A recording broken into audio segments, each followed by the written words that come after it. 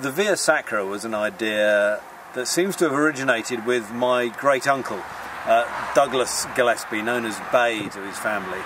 He was a second lieutenant in the Argyll and Sutherland Highlanders, and he wrote about this idea in two letters, one to his parents and one to his old headmaster.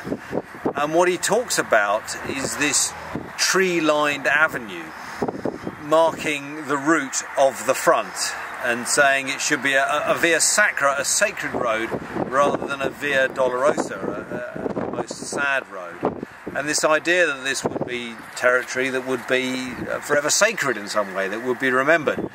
And it was an idea that gained a little bit of traction in 1915 and 16, soon after he died, close to here, and his name is on the wall of this memorial.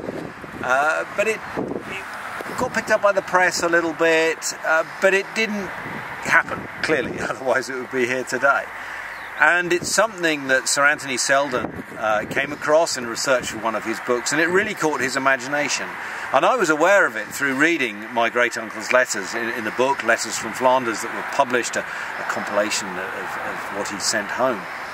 And he asked me what I thought about it and would I get involved. And it immediately struck me as an idea that was particularly right and relevant for the 21st century. It struck me that it's an idea whose time had really come, because these days people are into walking, they're into outdoor activities, they're into finding new ways of commemorating, a way of remembering the sacrifice that's suitable for the next 100 years and beyond.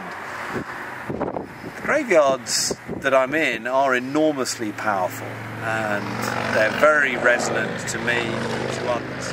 But it strikes me there's room for another form of remembrance, which is perhaps a little more active, a little less sombre, maybe. And if people want to use this Via Sacra to walk along, to run along, to have fun along, that's fine by me.